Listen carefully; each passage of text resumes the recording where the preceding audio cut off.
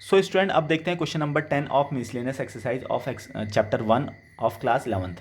तो देखिए क्या कहता है, हमसे कह रहा है कि find A B C such that, हमको निकालो कह रहा ए बी और सी, हमारे पास जो तीन सेट हैं इनको निकालो कह रहा क्या है, और क्या गिवन दे रहा कि A intersection B, B intersection C और ए इंटरसेक्शन सी ये है नॉन एम्प्टी सेट।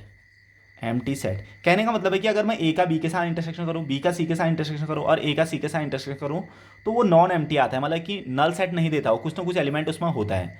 लेकिन लेकिन अगर मैं ए बी और सी का सभी का एक साथ इंटरसेक्शन करूं तो फाई आ जाता है, सभी का इंटरसेक्शन करूं तो फाई आ जाता है।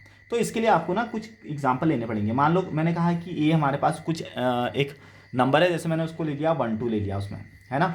बी में अब मैं सेट क्या लूँगा, देखो ए और बी का इंटरसेक्शन करूँ तो नल सेट नहीं आना चाहिए, यानी कि बी में कुछ ना कुछ ए के जैसा एलिमेंट होना चाहिए, तो मैंने 2 3 ले लिया, ठीक है 2 3 ले लिया।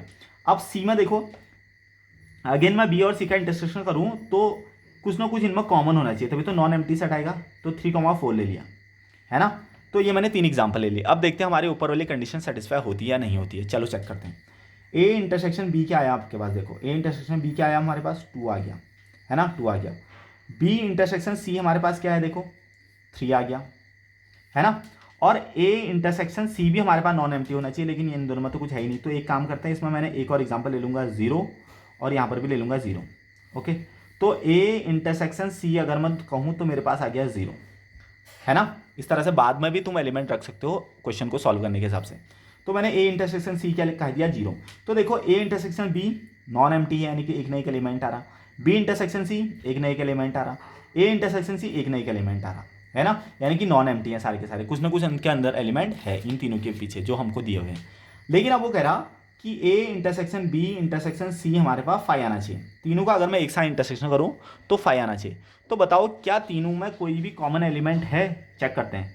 0 इसमें है लेकिन इसमें नहीं है, 1 इसमें है लेकिन दोनों में नहीं है, 2 इसमें है लेकिन इसमें नहीं है, 3 इसमें है लेकिन ऊपर वाले में नहीं है, 4 इसमें है और किसी में है नहीं।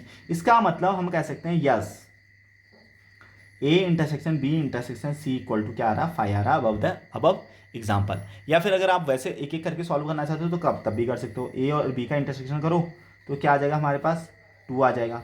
फिर ए और बी का इंटरसेक्शन अगर मैं सी के साथ करूँ तो 2 और सी में कुछ भी कॉमन नहीं है, तो अगेन आ गया 5, है ना। तो इस हिसाब से कैसे भी सॉल्व कर सकते हो। कुल मिला के हमको यहाँ पर एग्जाम्पल को क्रिएट करना आना चाहिए।